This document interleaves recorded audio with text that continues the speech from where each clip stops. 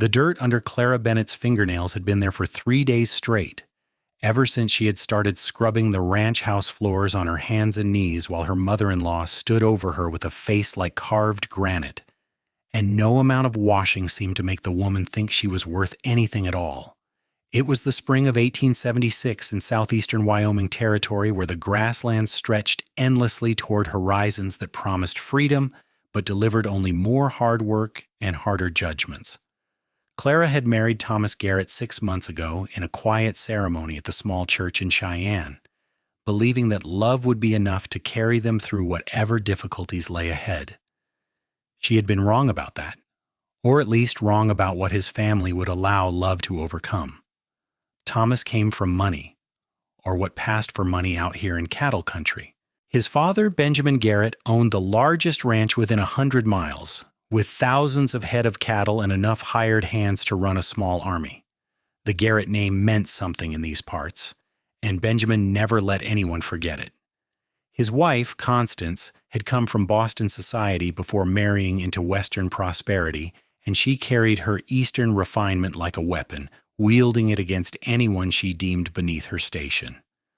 Clara, unfortunately, had been deemed beneath that station from the moment Thomas brought her home.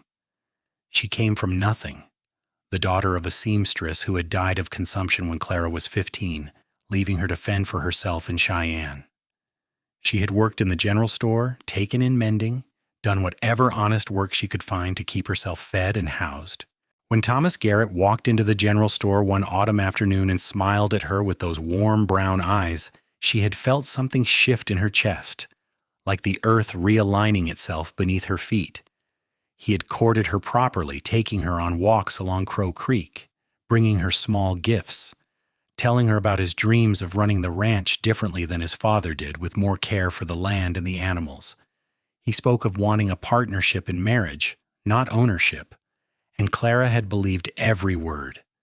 She still believed he meant them, even now, but she had learned that meaning something and being able to make it happen were two entirely different things. The Garretts had opposed the marriage from the start. Constance had made her feelings abundantly clear, telling Thomas that he was throwing away his future on a girl with no family, no dowry, no breeding, no prospects. Benjamin had been less vocal, but no less disapproving, making it known that if Thomas insisted on this foolishness, he would not be welcome to live in the main ranch house, as he always had. Thomas had chosen Clara anyway, and they had set up house in one of the smaller cabins on the edge of the property, a 2-room structure that leaked when it rained and let in drafts all winter long. Clara had worked to make it a home, hanging curtains she sewed herself, cooking meals over the temperamental stove, keeping everything as clean and comfortable as their limited means allowed. Thomas worked the ranch alongside the other hands, no longer the boss's son in practice, even if he still was in name. But Constance would not let the matter rest. She insisted that Clara come to the main house 3 times a week to help with the housework, claiming it was only proper that she contribute to the family that had taken her in. The reality was far less charitable. Constance used those days to pick apart everything Clara did, criticizing her cooking, her cleaning, her manners, her speech, her appearance, her background. Nothing was ever good enough, and no amount of effort would change that fundamental judgment. Today had been particularly brutal. Clara had arrived at dawn to help prepare for a dinner party the Garretts were hosting for neighboring ranchers, and Constance had immediately found fault with the way Clara had arranged the flowers, the way she had polished the silver, the way she had pressed the linens. By noon, Clara had been sent to scrub the floors while the actual hired help prepared the meal, a pointed reminder that she was not even trusted with the important tasks. Now, as the sun began its descent toward the western mountains, Clara made her weary way back toward the cabin she shared with Thomas. Her back ached, her hands were raw, and her heart felt heavier than it had in months. She loved Thomas desperately, but she was beginning to wonder if loving him was enough when his family was so determined to break her spirit. She was so lost in her thoughts that she nearly collided with the man on horseback as she rounded the bend in the path. "Whoa there," a deep voice said, and the horse danced sideways as its rider pulled it to a stop. "You all right, miss?" Clara looked up and found herself staring at a cowboy she had never seen before. He sat easy in his saddle. A tall man with broad shoulders and sun-weathered skin, dark hair that curled slightly beneath his worn hat, and eyes the color of storm clouds. There was something about the way he looked at her, direct and assessing but not unkind, that made her suddenly aware of what a sight she must present, dusty and bedraggled from her day of servitude. "I am fine, thank you," she said, stepping aside to let him pass. "I apologize for not watching where I was going." The man did not immediately ride on. Instead, he studied her with those gray eyes, and Clara felt inexplicably exposed, as if he could see right through to all her exhaustion and hurt. "You look like you have had a long day," he observed. "Most days are long," Clara replied, not sure why she was continuing the conversation with a stranger. He nodded slowly, then tipped his hat. "Name is Jake Morrison. I am the new foreman your husband's father just hired on. Starting tomorrow, but I rode out today to get the lay of the land." Clara felt her stomach drop slightly. Another employee of the Garretts, another person who would likely look down on her once he learned who she was and where she stood in the family hierarchy. "I see," she said carefully. "Well, welcome to the ranch, Mr. Morrison." "You are Mrs. Garrett," he said, and it was not a question. "The younger Mrs. Garrett, I mean, Thomas's wife." "I am Clara," she said, lifting her chin slightly. She would not apologize for who she was, not to him or anyone else. Something shifted in Jake Morrison's expression, a softening around the eyes that Clara could not quite interpret. "It is good to meet you, Mrs. Clara," he said. "I expect we will be seeing each other around." He rode on then, leaving Clara standing in the path, strangely unsettled by the encounter. There had been something in the way he looked at her, a lack of judgment that she was unaccustomed to receiving on this ranch. She shook her head, dismissing the thought, and continued toward home. Thomas was already there when she arrived, washing up at the basin outside the cabin door. He turned when he heard her footsteps, and his face creased with concern when he saw her. "Clara, you look exhausted. What did Mother have you doing today?" "The usual," Clara said, trying to keep her voice light. She did not want to complain, did not want to make Thomas feel worse about a situation he was already powerless to change. She was preparing for a dinner party. Thomas dried his hands roughly on the towel, frustration evident in every movement. "You should not have to work like a servant in their house. You are family?" "Am I?" The words slipped out before Clara could stop them, sharper than she intended. Thomas crossed to her in 2 quick strides, taking her hands in his despite their roughness. "You are my wife," he said firmly. "That makes you family, no matter what my mother thinks." Clara looked up into his earnest face and felt her heart squeeze. She loved him so much. This good man who was caught between the family he had been born into and the family he was trying to build. "I know," she said softly. "I am sorry. I am just tired." "Come inside," Thomas said, leading her toward the door. "I will make supper tonight. You rest." They spent the evening as they usually did, talking quietly about their days, making plans for the future they hoped to have once they could save enough to buy their own piece of land somewhere away from the Garrett ranch. Thomas spoke of his dreams with such conviction that Clara could almost see them taking shape, a small ranch of their own, where they would answer to no one but each other. But that night, after Thomas had fallen asleep beside her, Clara lay awake staring at the rough wooden ceiling and wondering how long she could endure. She was strong, she knew that, had survived worse than a disapproving mother-in-law. But there was something particularly corrosive about Constance Garrett's constant criticism, the way it seeped into Clara's thoughts even when she was away from the main house, making her question her own worth. The next morning, Thomas left early to help move cattle to a different pasture, and Clara set about her chores at the cabin. She was hanging washing on the line when she heard hoofbeats approaching and turned to see Jake Morrison riding toward her, leading a second horse behind him. He dismounted with practiced ease and walked toward her, holding his hat in his hands.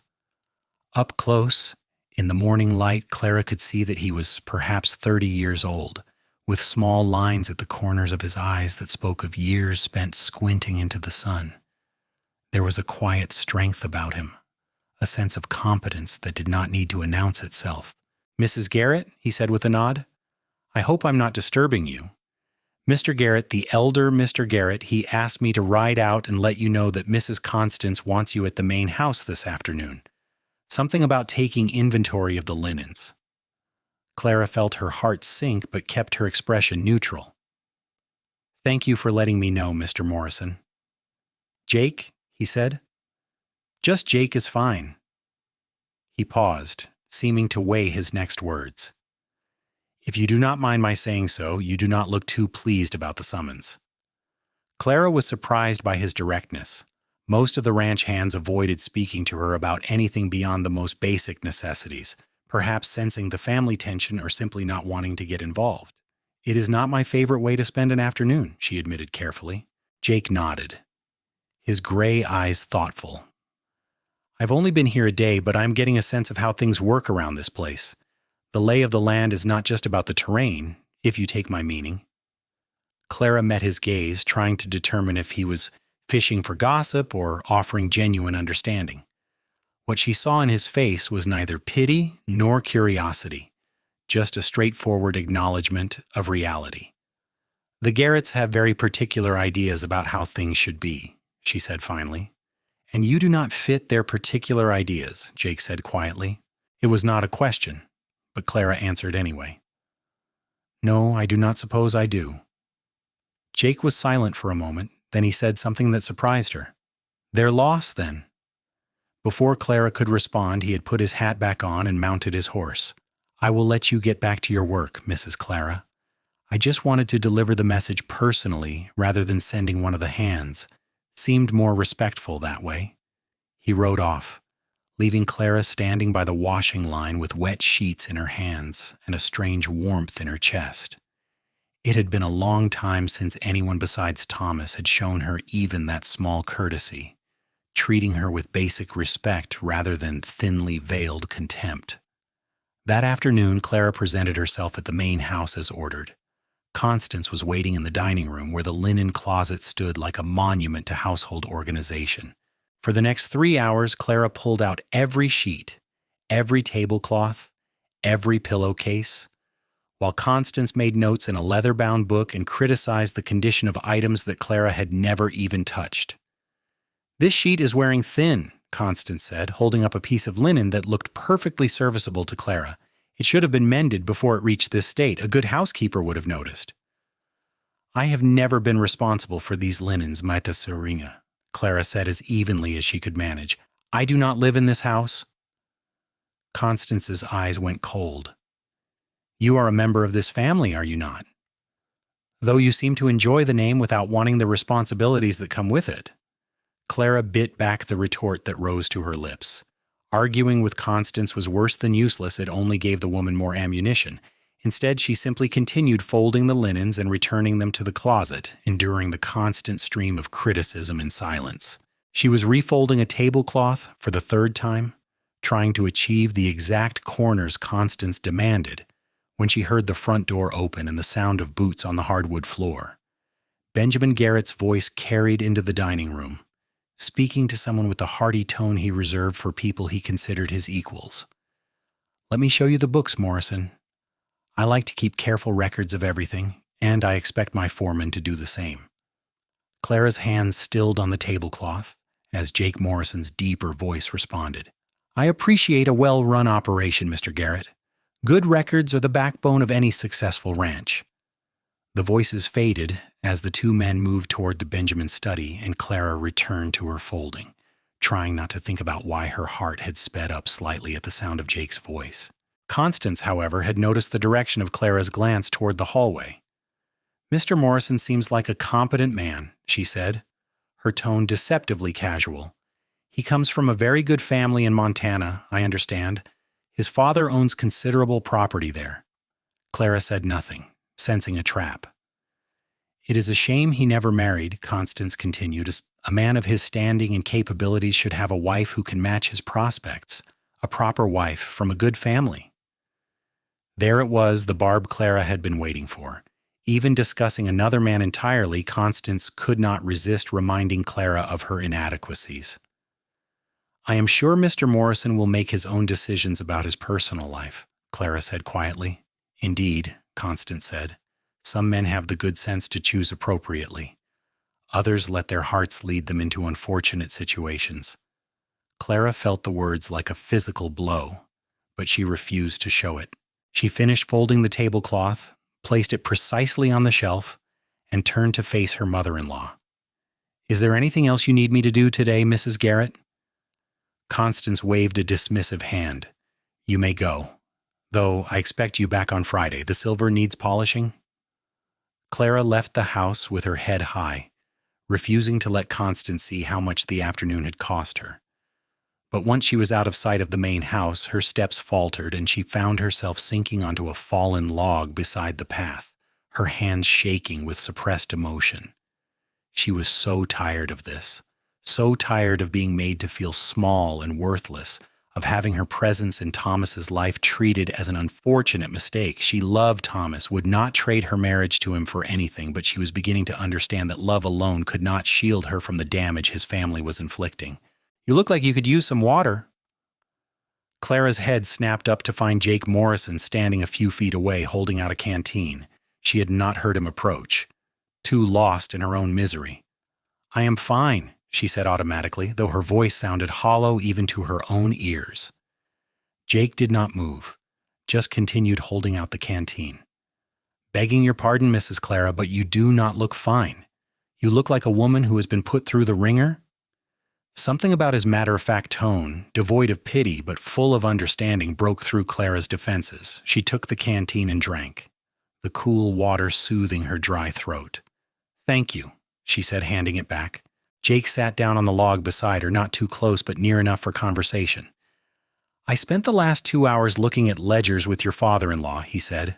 He is a meticulous man, has an opinion on everything, and all of those opinions are the correct ones according to him. Despite herself, Clara felt a smile tug at her lips. That sounds like Benjamin Garrett. I also overheard some of what Mrs. Constance was saying to you in there, Jake continued, his voice carefully neutral. The door to the study was open and voices carry. Clara felt heat rush to her cheeks. Then you know what she thinks of me. I know what she says, Jake corrected. That is not the same as what is true. Clara looked at him. This stranger who had no reason to take her side in anything. You do not know anything about me, Mr. Morrison. Jake, he reminded her, and you are right, I do not know much. But I know what I can see with my own eyes. I see a woman who works hard, who keeps her dignity even when people try to strip it from her, who shows up and does what is asked of her, even when what is asked is neither fair nor kind. That tells me plenty. Clara felt tears prick at her eyes and blinked them back fiercely. She would not cry in front of this man, would not add to her humiliation. Why are you being kind to me? She asked. Hey, everyone else on this ranch either ignores me or treats me like I am something they scraped off their boot. Jake was quiet for a moment, looking out across the rolling grassland. When he spoke, his voice was thoughtful.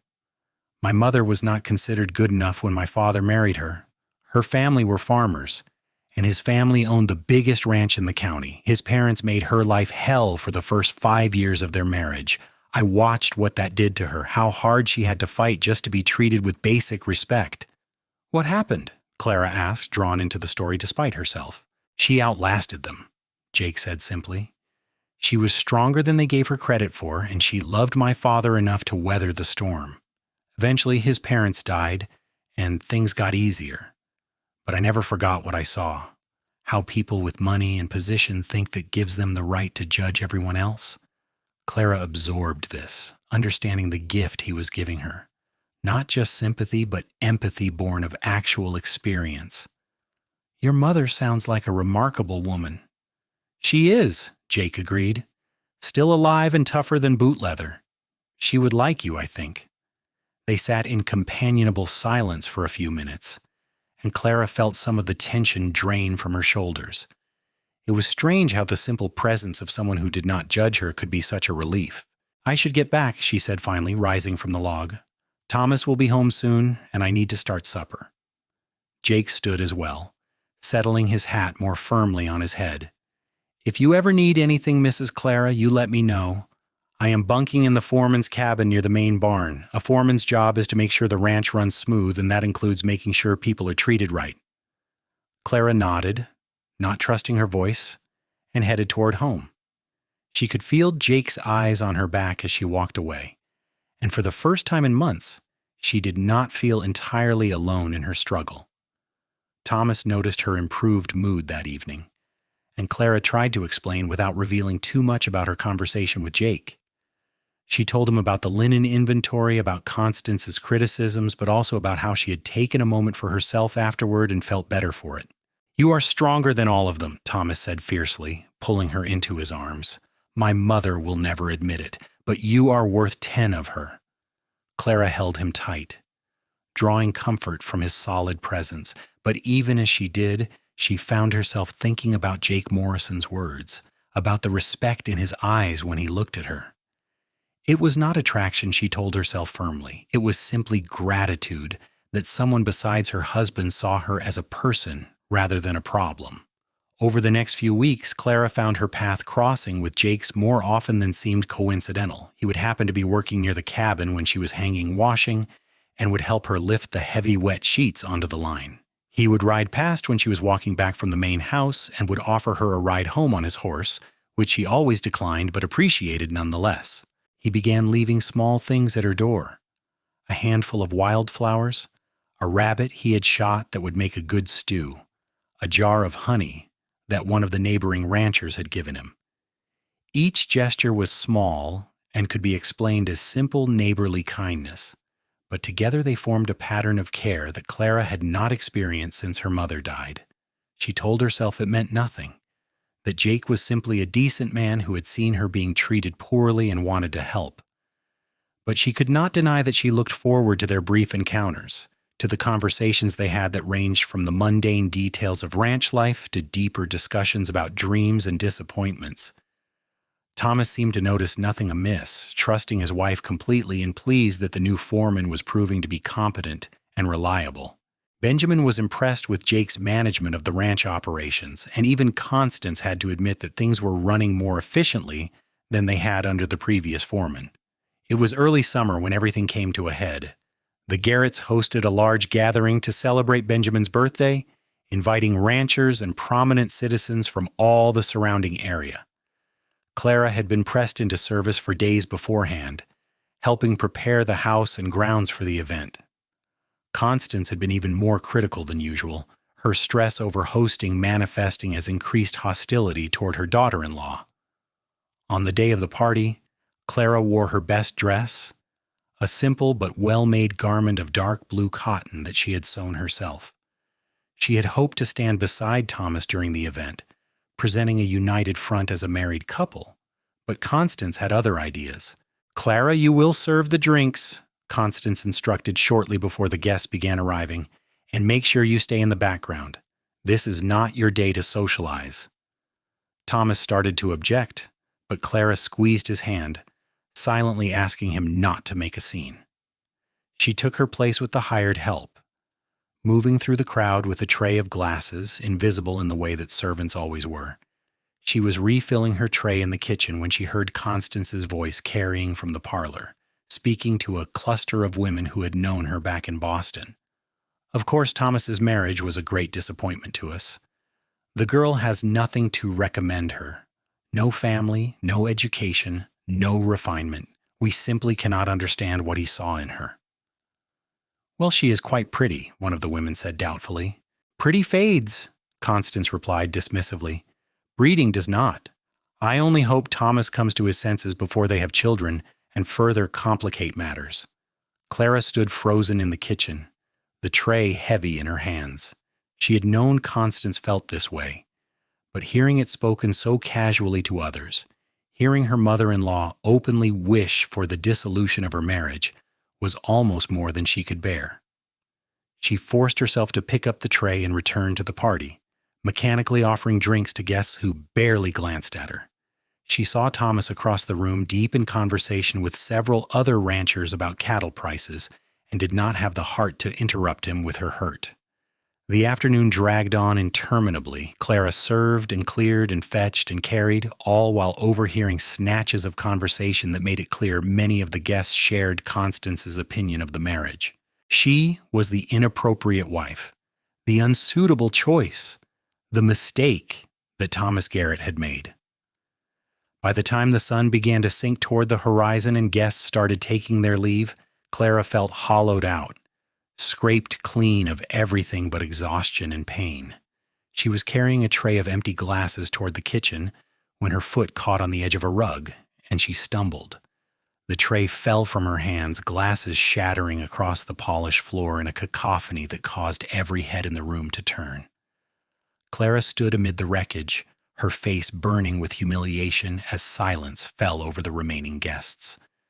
Constance appeared in the doorway, her expression one of cold fury. "How clumsy can you be?" Constance hissed.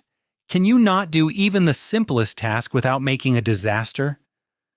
"It was an accident," Clara said, her voice barely above a whisper. "It is always an accident with you," Constance continued, seeming not to care that they had an audience. "You are simply not equipped for this life. You do not belong here, and I think it is time you admitted it." "Mother, that is enough," Thomas said, striding across the room to Clara's side. But the damage had been done. Every guest in the house had witnessed the scene, had seen Constance's contempt for her son's wife laid bare. Clara bent and began picking up the larger pieces of broken glass with shaking hands. She needed to do something, anything, to escape the weight of all those pitying or contemptuous stares. "Leave it," Constance snapped. "You have done enough damage for one day. Go home, Clara. We will clean up your mess as we always do." Clara straightened slowly, a piece of glass cutting into her palm. She felt blood well up but barely registered the pain.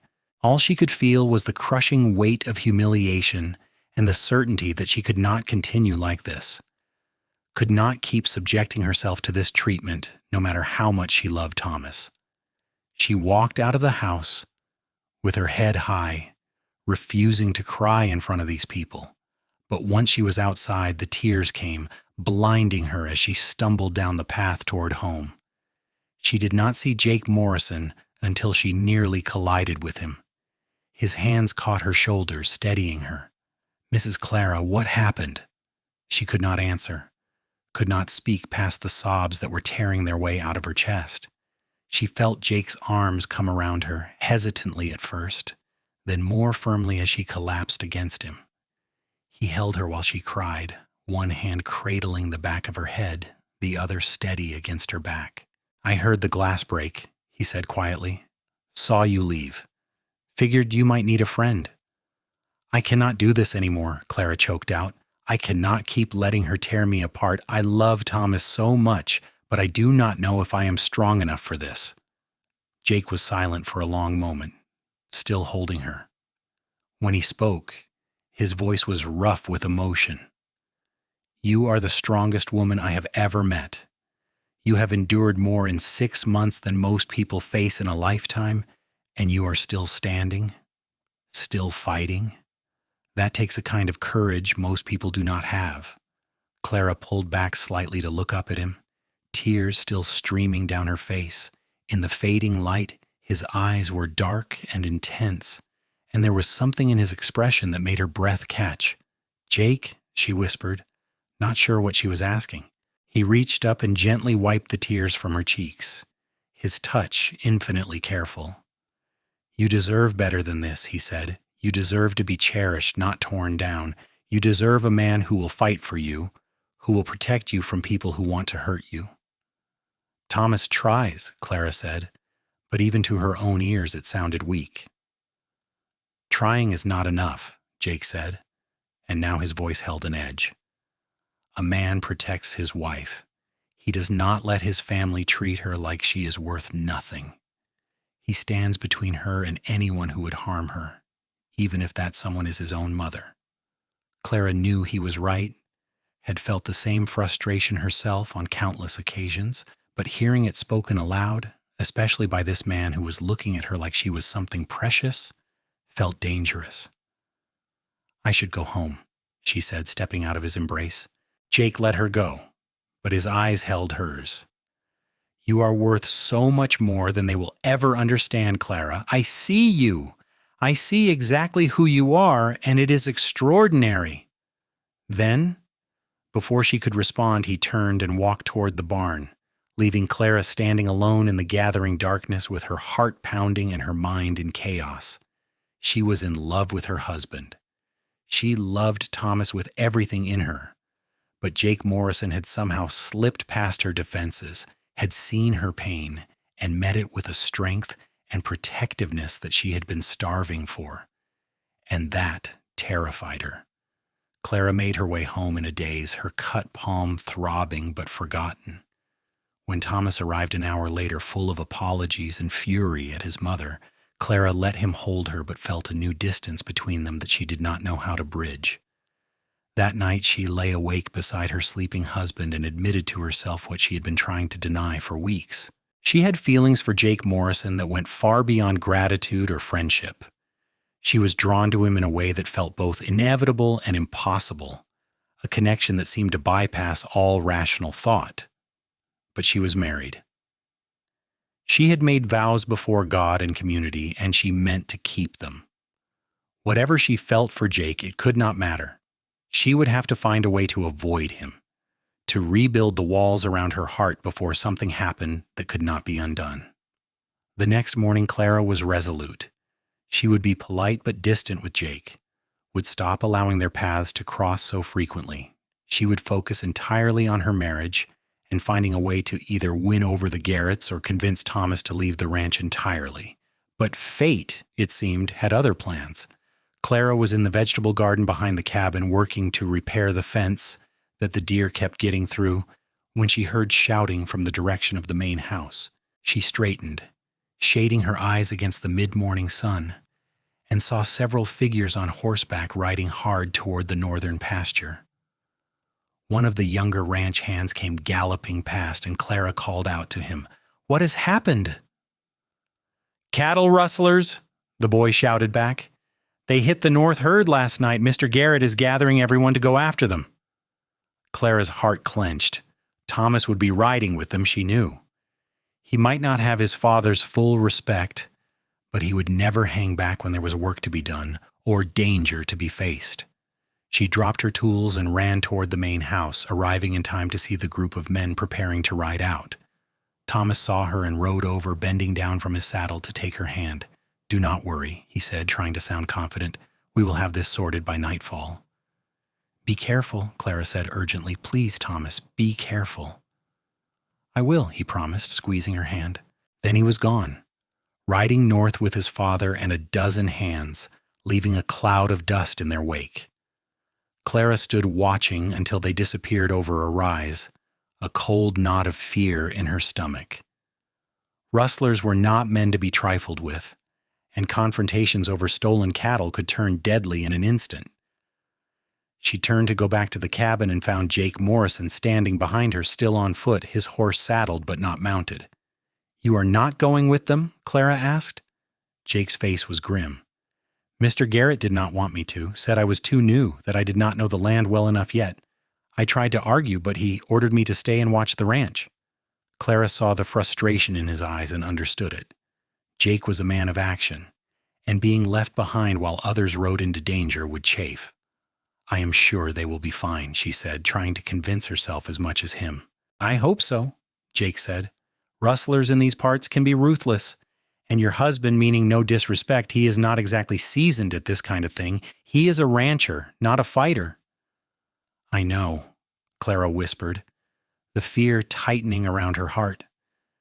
They stood in tense silence, both staring at the northern horizon as if they could will the men to return safely through sheer force of wanting. Constance emerged from the house, her face pinched with worry, and for once she did not spare a cutting remark for Clara. She simply stood on the porch, twisting her hands together, waiting. The hours crawled by with agonizing slowness. Clara tried to keep busy, returning to her work on the fence, but her hands were shaking too badly to be of much use. Finally, she gave up and sat on the porch of the cabin, staring north. She did not realize Jake had joined her until he spoke. "He will be all right," he said quietly, "and Casino. Thomas is a good man. He will be careful." "You do not know that," Clara said. "None of us knows what will happen out there." Jake sat down beside her on the porch step, close enough that she could feel the warmth of him in the cooling afternoon air. "No," he admitted. "We do not." They sat in silence for a while, and then Jake said something that made Clara's breath catch. "If something happens to Thomas, if he does not come back, I want you to know that I will take care of you. You will not be alone." Clara turned to look at him shocked. "Jake, you cannot say things like that." "Why not?" he challenged, meeting her eyes. "It is the truth. You think if something happened to him, his parents would take care of you. They would throw you out before the body was cold. But I would not let that happen. I would make sure you were safe." "Stop," Clara said, rising to her feet. "Just stop. I am married to Thomas. I love Thomas. Whatever you think you feel, whatever I might feel, it does not matter. It can never matter." Jake stood as well, and now there was a fierceness in his face that Clara had never seen before. "Why?" he demanded. "Why does it not matter that I see you for who you are, that I think you are remarkable and brave and beautiful, that every time I see his mother tear you down, I want to step between you and tell her she is not worthy to breathe the same air as you?" "Because I am married," Clara said desperately. "Because I made vows, because I love him." "Do you?" Jake asked. "Or do you love who you thought he was? The man who promised to protect you, to stand by you, but who lets his mother treat you like dirt." "He tries," Clara said, but the words sounded hollow even to her. "Trying is not enough," Jake repeated, stepping closer. "You deserve a man who succeeds, who puts you first always, no matter what, who would tell his family to go to hell before he let them hurt you." "A man like you?" Clara asked, her voice breaking. "Yes," Jake said simply. "A man like me. Because I am in love with you, Clara. I have been since that first day I saw you walking down that path, looking so tired and hurt but still holding your head high. And I know I have no right. I know you are married to another man, but I cannot keep pretending I do not feel what I feel." Clara stared at him, her heart hammering against her ribs. She wanted to deny it, wanted to tell him he was wrong, that she felt nothing for him. But the words would not come, because they would be lies. "I love you too," she whispered, and saying it aloud felt like stepping off a cliff. "God help me, I do, but it does not change anything. I'm still married. I still made a commitment." Jake reached out and cupped her face in his hands, his touch gentle despite the intensity in his eyes. "Then tell me to leave. Tell me to ride away from this ranch and never come back, and I will do it. For you, I will do it." Clara opened her mouth to say exactly that, to save them both from this impossible situation. But before she could speak, they heard the thunder of hoofbeats and turned to see riders approaching from the north. They sprang apart, guilt and relief flooding through Clara in equal measure. The men were returning, and she could see Thomas among them, still in his saddle and apparently unhurt. Thank God, she thought, even as a traitorous part of her whispered that nothing had been resolved, that the feelings she had just confessed to Jake were still there, still real. The riders came to a halt in front of the main house, and Clara hurried over with Jake following at a more discreet distance. Thomas dismounted, and Clara saw that while he was physically unharmed, his face was grim. "What happened?" she asked, reaching for him. "We caught up with them," Thomas said heavily. "There was shooting. One of our men is wounded, and one of the rustlers is dead." Clara felt the blood drain from her face. "Who was wounded?" "Billy Johnson, one of the younger hands. He took a bullet in the shoulder, but the doc says he will live." Thomas ran a hand through his hair, looking exhausted. "It was close, Clara. It could have been any of us." Clara held him tight, feeling the fear of the day crash over her. Thomas had come back to her, was safe, and that should have been all that mattered. But even as she held her husband, she was aware of Jake standing a few yards away, watching them with an expression that made her heart ache. That night, Thomas held her close in their bed, seeking comfort after the violence of the day.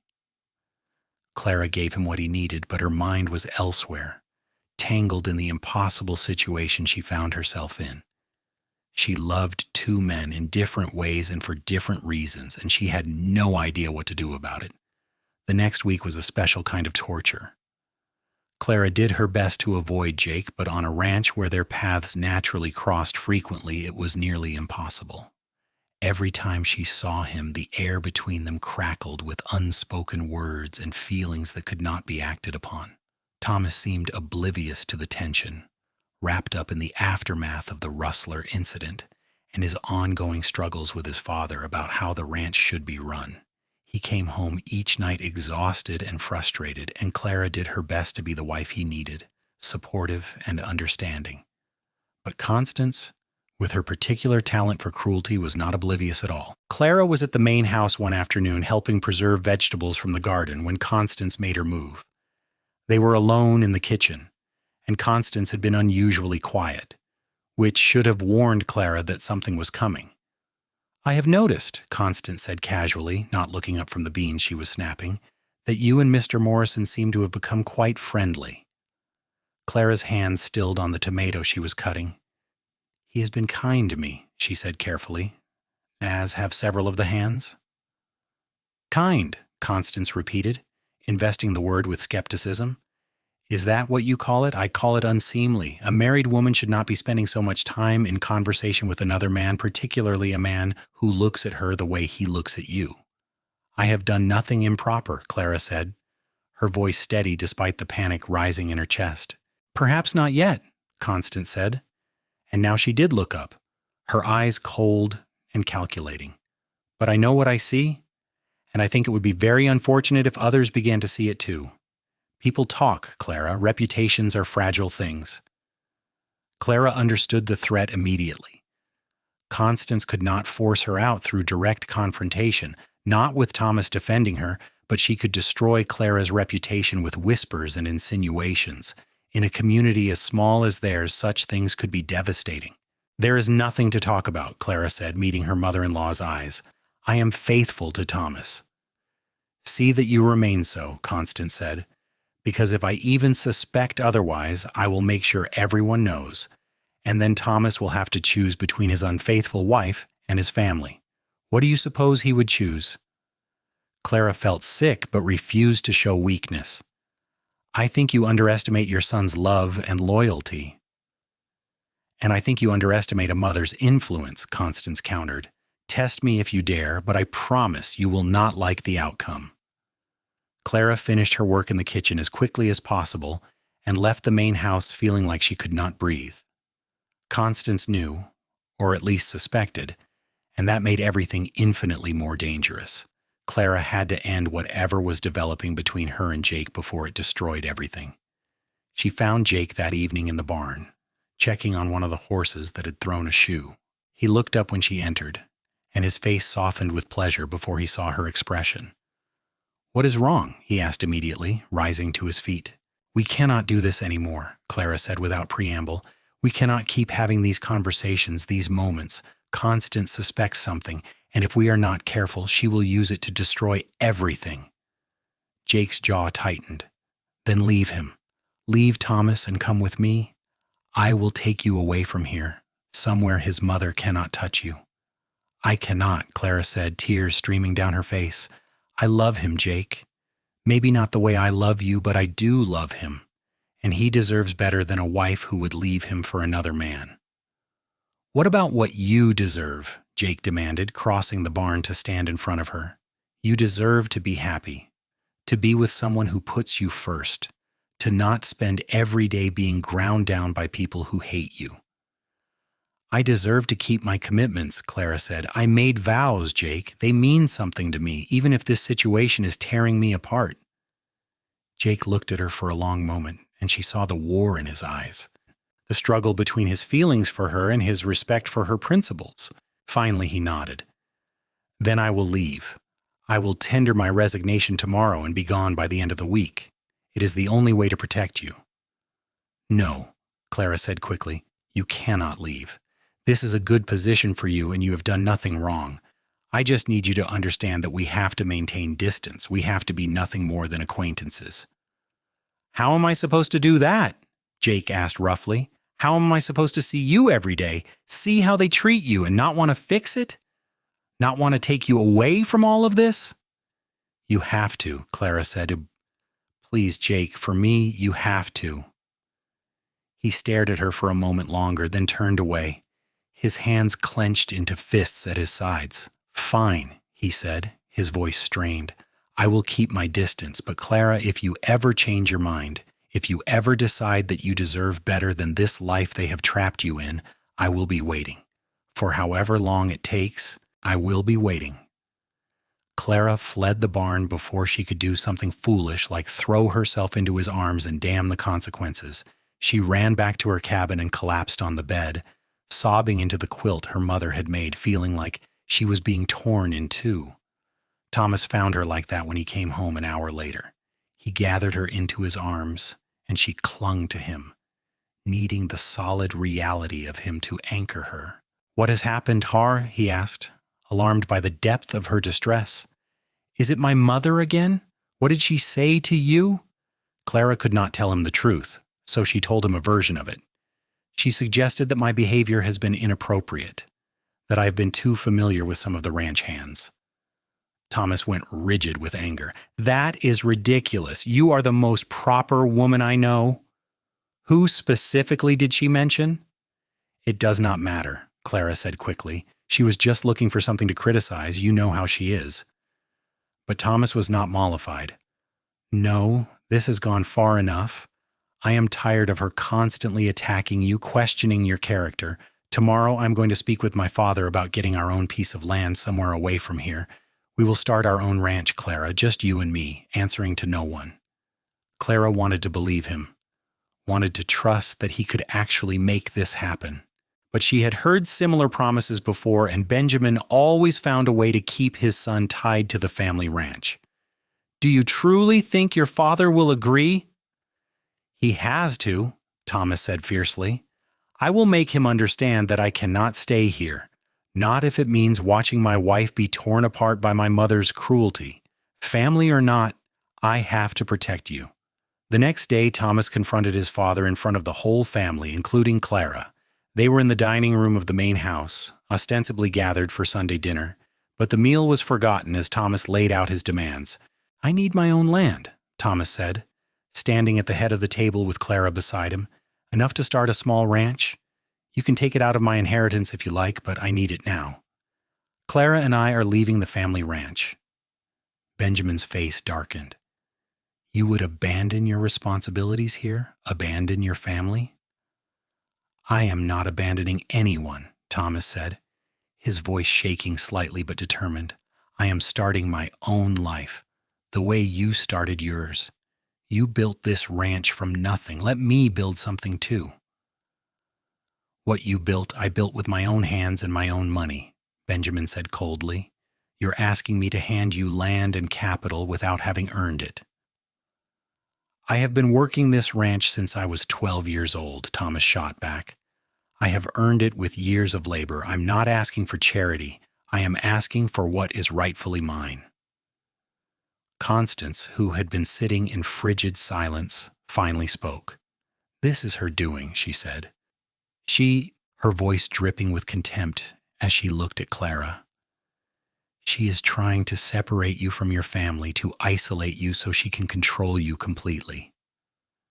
"That is not true," Clara said, finding her voice. "I have never asked Thomas to leave. This is his decision." "A decision you have manipulated him into," Constance countered. "You are not content with stealing my son. Now you want to steal his inheritance as well." "I have stolen nothing," Clara said, her voice rising. "I have only ever loved Thomas and tried to build a life with him. But I cannot continue to live here, being treated like an intruder in my own family. If Thomas wants to stay, I will support him. But if he wants to leave, I will support that too." "How magnanimous," Constance sneered. "But let me ask you this, Clara. If Thomas stays here, if he chooses his family over your demands, what will you do? Will you stay and continue to be the dutiful wife? Or will you leave him and run to someone more accommodating? The accusation hung in the air like poison. Clara felt the blood drain from her face as she understood the full extent of what Constance was implying in front of Benjamin and Thomas. "What are you suggesting, Mother?" Thomas asked, his voice dangerous. "I am suggesting that your wife has been spending a great deal of time with our new foreman," Constance said. "I am suggesting that perhaps her desire to leave this ranch has less to do with my supposed cruelty and more to do with her wandering affections." "That is a lie," Clara said, her voice shaking with fury and fear. "I have done nothing improper." "Haven't you?" Constance challenged. "I have seen the way you look at him, the way he looks at you. I have seen you disappear into the barn together, seen you standing together in conversation far too often for mere acquaintances." Thomas turned to Clara, and the doubt in his eyes was like a knife to her heart. "Clara, tell me she is lying." "I have been faithful to you," Clara said, meeting his gaze directly. "I have never been unfaithful.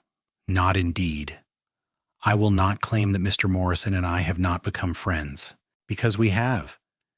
He has been kind to me when everyone else on this ranch has treated me with contempt, but I have never betrayed you, Thomas. Never." "Not indeed," Constance pounced on the phrase, "but in thought? In heart? Can you honestly say your affections are entirely with your husband?" Clara could not answer, because to lie would be a sin, but to tell the truth would destroy everything. Her silence was damning. "Clara," Thomas said, and his voice was full of pain. "I love you," Clara said desperately. "I chose you. I married you. I have tried every day to be the wife you deserve."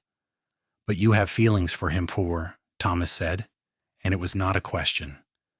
Clara closed her eyes, tears streaming down her face. "I have tried not to. I have fought it. But yes, I have feelings for him. I'm so sorry, Thomas. I never meant for this to happen." The room was silent except for Clara's quiet sobs. Then Thomas spoke, his voice hollow. "I need you to leave. I need time to think." "Thomas, please," Clara began, reaching for him. He stepped back from her touch. "Just go, Clara, please." Clara fled the house, her world crumbling around her. She had lost Thomas, lost everything, because she had not been strong enough to control her own heart. She ran blindly, not toward the cabin she had shared with her husband, but toward the only other place she could think of, the only other person who might understand. She found Jake at the foreman's cabin, and he took one look at her face before pulling her inside and closing the door. What happened? Clara told him everything, the words tumbling out between sobs. When she finished, Jake was pale with fury. "That woman is poison," he said. "She has been looking for a way to destroy you since the day Thomas brought you home, and now she has found it." "She was right, though," Clara said miserably. "I do have feelings for you. I tried to fight them, tried to be the wife Thomas deserved, but I failed." Jake knelt in front of her, taking her hands in his. "You did not fail. You fell in love. That is not a crime, Clara. The crime is how they have treated you, how they have tried to break you down until you question your own worth." "What am I going to do?" Clara whispered. "I have nowhere to go, no money, no family. If Thomas turns me out, I have nothing." "You have me," Jake said fiercely. "If he will not fight for you, if he lets his family destroy this marriage, then come with me. I will take you to Montana, to my family's ranch. My parents will welcome you. You will be safe and cared for, and I swear I will spend every day of my life trying to make you happy." Clara looked into his eyes and saw the truth of his promise there. Jake Morrison loved her completely and without reservation. He saw all her flaws and struggles and loved her anyway. And she loved him too, with a depth that terrified her. "I cannot make that decision right now," she said. "I need to talk to Thomas to see if there's any way to salvage this. I owe him that much." "Then I will wait," Jake said. "But Clara, whatever happens, I want you to know something. I have never met anyone like you. You are brave and strong and kind, even when the world has given you every reason not to be. You are more than I ever thought I would deserve, but I am selfish enough to want you anyway." Clara reached up and touched his face, memorizing the feel of him, just in case this was the last time. Then she stood and left the cabin, knowing that she had to face Thomas one more time. She found him at their cabin, sitting on the porch step with his head in his hands. He looked up when she approached, and the pain in his face nearly broke her. "I am sorry," Clara said, sitting down beside him. "I never meant to hurt you. I tried so hard to be everything you needed." "I know," Thomas said quietly, "and that is what makes this so hard. You did try, Clara. You fought against my family, against their constant attacks, and I did not protect you the way I should have. I let my mother treat you terribly because I was too much of a coward to stand up to her properly." "You are not a coward," Clara said. "I am," Thomas insisted. "Jake Morrison was right about me. I tried to protect you, but trying is not enough. A real man would have put you first always, would have told his family to accept you or lose him entirely. But I kept hoping that if I gave it enough time, they would come around, and instead I just let them wear you down until you turned to someone else for the kindness and respect you should have been getting from me." Clara was crying again, but these were different tears. Tears for what might have been, for the marriage they had both wanted but could not seem to make work. "I do love you, Thomas. Please believe that." "I do," Thomas said. "But I also think you love him more, and I cannot blame you for that. He has been everything to you that I should have been." They sat in silence for a long moment, both of them facing the truth they had been avoiding. Then Thomas spoke again, his voice heavy with resignation. "I am not going to hold you to this marriage, Clara. If you want to be with Jake, I will not stand in your way. I will speak to a lawyer about ending our marriage quietly." Clara's heart clenched at the finality of his words. "Are you certain? We could try again. We could leave here together like you wanted." "And would that be fair to you?" Thomas asked, looking at her with sad eyes. "To ask you to stay with me when your heart belongs to someone else? You deserve to be happy, Clara. You deserve to be loved by someone who can give you everything you need. I thought I could be that person, but I was wrong."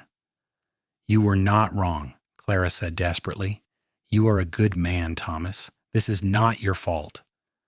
"Maybe not," Thomas said. "But it is what it is. I love you enough to let you go, Clara, to give you the chance at happiness with someone who can be the man you need." Clara threw her arms around him, and they held each other and cried for the dreams they were letting go, for the marriage that had never stood a chance against the forces arrayed against it. When they finally pulled apart, there was a sense of something ending, but also of something being released. Over the next few weeks, Thomas made arrangements for the marriage to be dissolved. It was easier than it might have been in some places, as the territorial laws were more flexible than those back east, particularly when both parties agreed.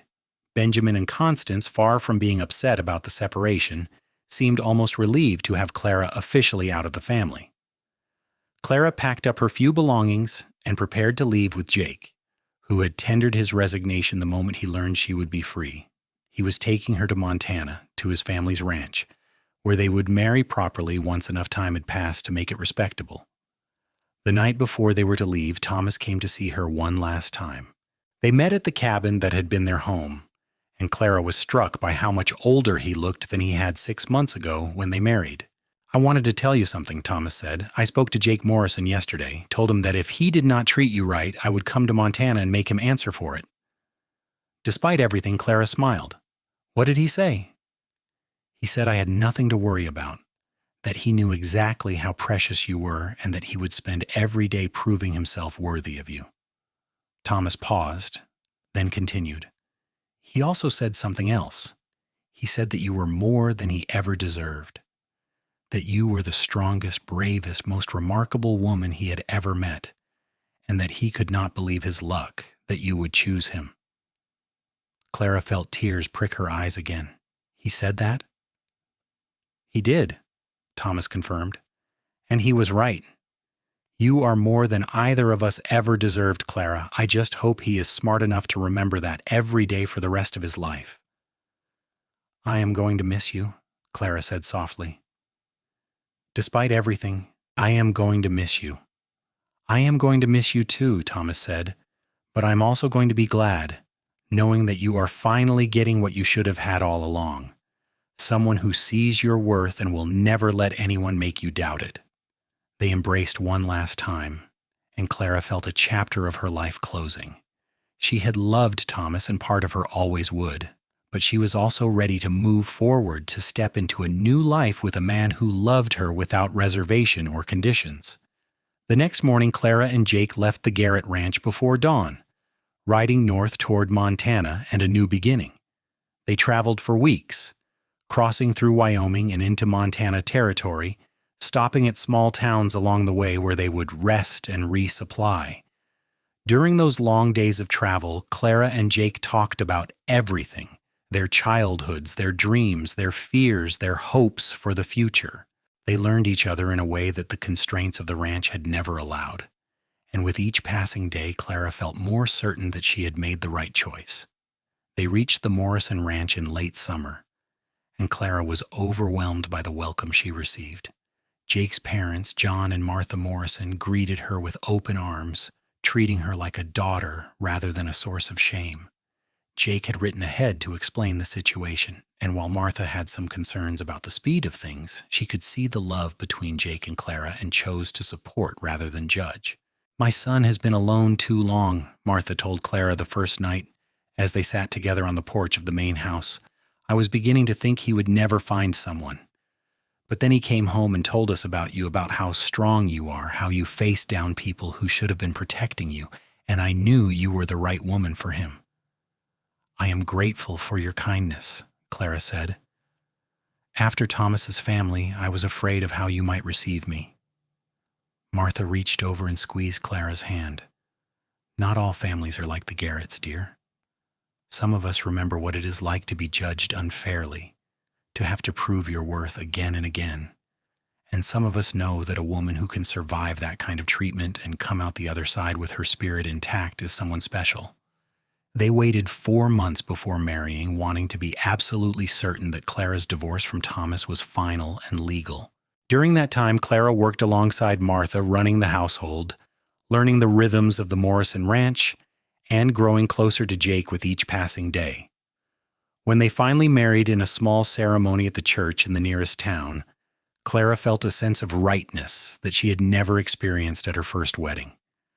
This time, there was no disapproving family, no sense of foreboding about what the future might hold. There was only Jake, looking at her like she was the most precious thing in the world, promising to love and cherish her for all his days. And he kept that promise. In the months and years that followed, Jake made good on every word he had spoken to her back in Wyoming.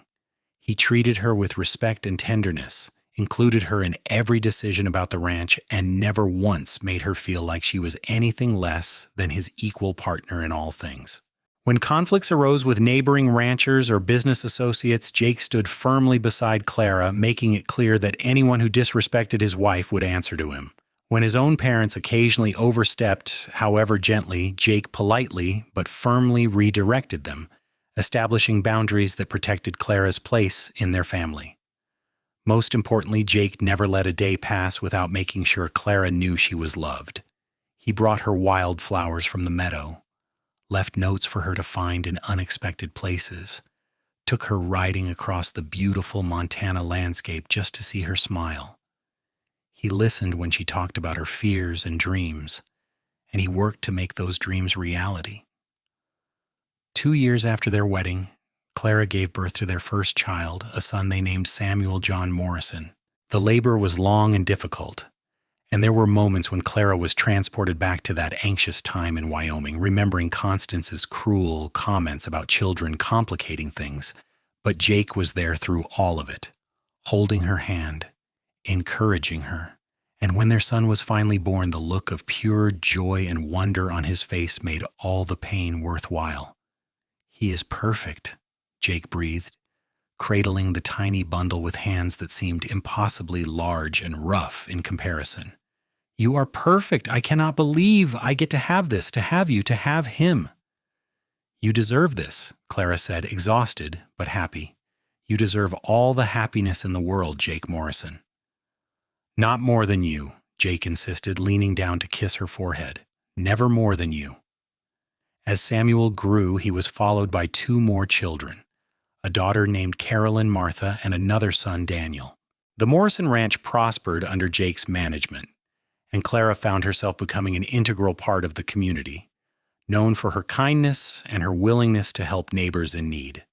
She never forgot her time in Wyoming, the lessons learned about resilience and self-worth, but she also learned to let go of the bitterness.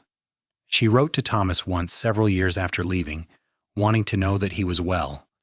He wrote back with news that he had finally stood up to his parents and moved to California, where he was starting a new life with a small ranch of his own. He said he was happy for her, that he had heard good things about her life in Montana, and that he hoped she had found the peace she deserved. One evening when Samuel was 5, Caroline was 3, and Daniel was still a baby, Clara stood on the porch of their home watching Jake teach Samuel how to rope a fence post. The boy was determined but clumsy, and Jake was endlessly patient, demonstrating again and again, praising each small improvement. Martha came to stand beside Clara, following her gaze. "He is a good father," the older woman observed. "He is," Clara agreed. "He is a good everything." "You know," Martha said thoughtfully, "when Jake first told us about you, about the situation in Wyoming, I worried. Not because I doubted you, but because I knew how people talk, how they judge. I was afraid that the gossip would follow you here, would make your life difficult all over again." "Did it?" Clara asked, genuinely curious. She had been so wrapped up in building her new life that she had not paid much attention to whether people were whispering about her past. "Oh, a little at first," Martha admitted. "But then people met you and saw how you and Jake were together, and the gossip died away. Hard to maintain judgment when the evidence of a good marriage is right in front of you." Clara thought about that, about how different her life might have been if Thomas had been able to stand up to his family the way Jake did, if he had put her first from the beginning. But she also knew that everything had happened the way it was supposed to, that the struggles in Wyoming had been necessary to bring her to this place, to this life, to this man who loved her so completely. That night, after the children were asleep and she and Jake were alone in their room, Clara told him what Martha had said about gossip. Jake pulled her close, his arms strong and steady around her. "Let them talk," he said. "Anyone who knows you knows the truth." "You are the best thing that ever happened to me, Clara Morrison. You are brave and strong and loving, and I thank God every day that I was in the right place at the right time to meet you." "You saved me," Clara said, turning in his arms to look up at him. "Back in Wyoming, I was drowning, losing myself a little more each day. And you saw me, really saw me, when everyone else was determined to make me invisible."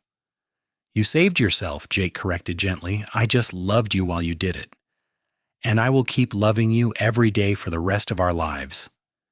Years continued to pass in a peaceful rhythm.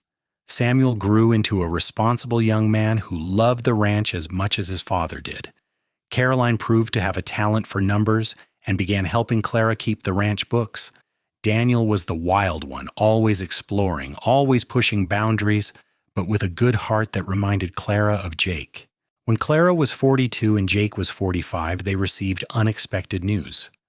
A letter arrived from Wyoming, forwarded through several addresses before finally reaching them.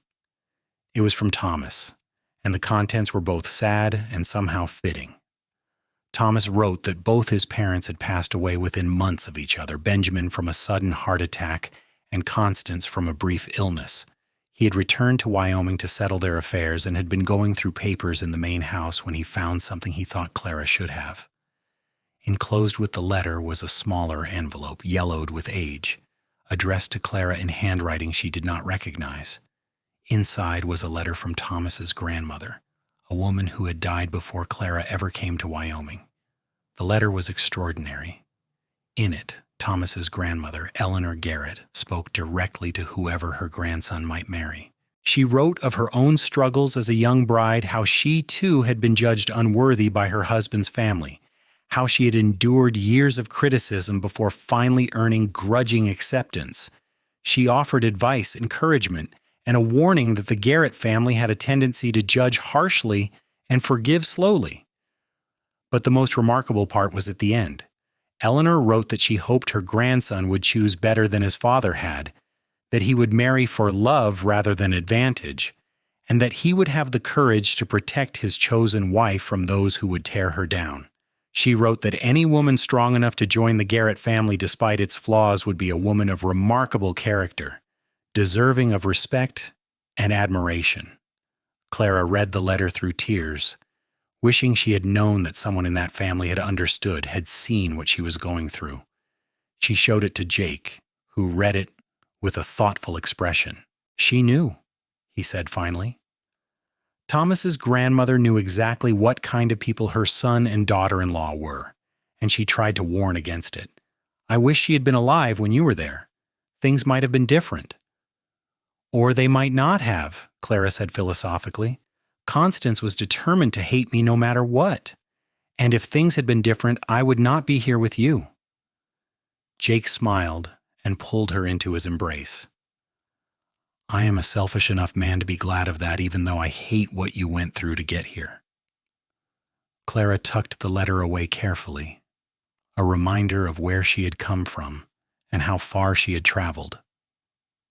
Thomas's letter had also included news that he was happily remarried to a widow with 2 children, and that he was finally living the life he had always wanted, free from his parents' shadow. More years passed, bringing both joys and sorrows, as life always does. John Morrison, Jake's father, passed away peacefully in his sleep at the age of 78, leaving behind a legacy of fairness and hard work. Martha lived another decade, long enough to see all her grandchildren grown and several great-grandchildren born. Through it all, Jake and Clara remained devoted to each other. Their love, which had been born in such difficult circumstances, proved to be deep-rooted and enduring. They weathered droughts and harsh winters, fluctuating cattle prices and ranch accidents, the normal trials of a life lived on the land. When Clara was 55, she received one final letter from Wyoming. This time, it was from a lawyer, informing her that Thomas Garrett had passed away unexpectedly from pneumonia. He had left her a small bequest in his will, some money, and a trunk of items he thought she might want. Clara traveled to Wyoming to collect the trunk, bringing Jake with her. It was strange to return after so many years, to see the landscape that had been the backdrop to both her greatest struggles and the beginning of her greatest happiness. The Garrett ranch had been sold after Benjamin and Constance's deaths, and the new owners had no idea of the drama that had once played out there. The trunk contained items from Clara's first marriage that Thomas had kept, thinking she might someday want them. Her mother's quilt, which Clara had left behind in her hurry to leave, a few books she had loved, and at the bottom, wrapped carefully in cloth, was her wedding ring from that first marriage. Tucked into the folds of cloth was one final letter from Thomas. In it, he wrote that he had never stopped caring for her, even though he had found happiness in his second marriage. He thanked her for giving him the chance to be better, to learn from his mistakes with her, and build a stronger relationship with his second wife. He wrote that he hoped she had found all the happiness she deserved, and that he had never doubted she would. "He sounds like he became a good man," Jake observed, reading over Clara's shoulder. "He was always a good man, Clara said. "He just was not strong enough for what that situation required. Not everyone can stand against their family the way you did." "I had better motivation," Jake said, wrapping his arms around her from behind. "I had you." They buried the wedding ring from Clara's first marriage in the small cemetery where Thomas now lay, a symbolic gesture of letting go of the past completely. Then they returned to Montana, to their home and their family, and the life they had built together. Clara lived to be 78 years old, long enough to see all her children married and to hold 10 grandchildren. She died peacefully in her sleep with Jake holding her hand, much as his father had gone. Jake mourned her deeply, but also celebrated the life they had shared, the decades of love and partnership that had sprung from that chance meeting on a dusty Wyoming path. At her funeral, Jake spoke publicly about their love story for the first time, telling the assembled crowd how he had met Clara when she was at her lowest point, being ground down by people who should have lifted her up. He spoke of how he had fallen in love with her strength and courage, how he had seen in her something that her own family by marriage had been blind to. Clara's in-laws said she was not good enough, Jake said, his voice still strong despite his 81 years. They said she had nothing to recommend her, no breeding, no prospects, no worth. But I told them something different. I told them that Clara was more than I ever deserved, that she was remarkable and brave and strong in ways they would never understand. And I spent every day of our 43 years together trying to live up to that woman, trying to be the man she saw when she looked at me. He paused, looking out at the faces of their children and grandchildren, at the community that had embraced Clara and made her one of their own. She made me better, Jake continued. She made all of us better by being part of our lives. And if there is one thing I want you all to remember, it is this: worth is not determined by where you come from or who your family is. Worth is determined by who you are, by the choices you make, by how you treat others. Clara had more worth in her little finger than most people accumulate in a lifetime, and I was blessed beyond measure to be the man she chose to spend her life with. Samuel, now a man in his mid-40s running the ranch with his own son, spoke next. He talked about growing up with parents who genuinely loved and respected each other, how that had shaped his understanding of what a marriage should be. Carolyn shared memories of her mother's kindness and wisdom, how Clara had always made time to listen and advise no matter how busy she was with ranch work. Daniel, ever the emotional one, could barely speak through his tears, but he managed to say that his mother had been the strongest person he had ever known, and he hoped to be half as brave as she was. After the funeral, the family gathered at the Morrison Ranch house, sharing memories and food, celebrating Clara's life in the way she would have wanted. Jake sat in his favorite chair, surrounded by his children and grandchildren, and felt both the ache of loss and the warmth of gratitude. He had been given 43 years with a woman who had challenged him, loved him, and made him want to be better every single day. Not everyone was so lucky. As the sun set over the Montana mountains, painting the sky in shades of orange and pink, Jake looked at the framed photograph on the mantel, one of the last taken before Clara's death. She was smiling in it, standing beside him on the porch of their home, and her eyes held all the love and contentment she had found in this life they had built together. "I told you that you were more than I deserved," Jake whispered to the photograph. "I told you that from the very beginning. I just hope I spent enough days proving that I knew it, that I appreciated every moment I got to have with you." Samuel came to sit beside his father, following his gaze to the photograph. "She knew, Dad. She always knew. I heard her tell Caroline once that marrying you was the best decision she ever made, that you saved her in more ways than she could count." "We saved each other," Jake said. "That is how the best marriages work. You lift each other up, you protect each other, you face the world as a team. Your mother understood that, and she made sure I never forgot it." Jake lived another 3 years after Clara's death, long enough to see 2 more great-grandchildren born. He stayed active on the ranch, though his children did most of the heavy work, and he spent his evenings telling stories about Clara to anyone who would listen. He wanted to make sure her memory lived on, that future generations understood what kind of woman she had been. When Jake finally passed, just a month shy of his 84th birthday, he was laid to rest beside Clara in the small cemetery on a hill overlooking the ranch. Their matching headstones bore simple inscriptions: loving husband and father, beloved wife, and mother. But to those who had known them, those simple words encompassed a love story for the ages. Years turned into decades, and the Morrison Ranch continued to thrive under Samuel's management and eventually under his sons. The story of Jake and Clara became family legend, passed down through the generations as an example of what true love looked like, what it meant to choose someone and then fight for them every single day. Caroline's daughter, named Clara for her grandmother, grew up hearing tales of the woman she had been named after. She heard about Clara's struggles in Wyoming, about how she had been deemed unworthy by people who could not see past their own prejudices. She heard about how Jake had looked past all that, had seen Clara's true worth and loved her for it. And she carried those lessons into her own life, refusing to let others define her value and seeking a partner who would appreciate her for who she was. Daniel's sons took the work ethic and integrity their grandparents had modeled and applied it to their own lives, building successful ranches and businesses throughout Montana. They taught their children that character mattered more than pedigree, that kindness was more valuable than cruelty, and that standing up for what was right was always worth the cost. The old trunk that Clara had retrieved from Wyoming, containing the items from her first marriage, was eventually donated to the local historical society. The curator who received it was fascinated by the story behind the objects, by the letter from Thomas's grandmother warning about family judgment, and by the evidence of a woman who had survived and thrived despite difficult circumstances. The society put together a small exhibit about Clara's life, part of a larger collection about pioneer women in Montana. Visitors could read Eleanor Garrett's letter, see Clara's mother's quilt, learn about the journey from Wyoming to Montana and the life Clara built here.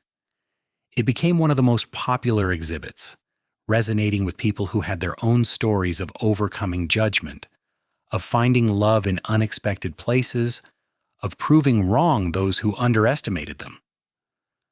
A journalist from back east came to do a story on pioneer women and became captivated by Clara's tale.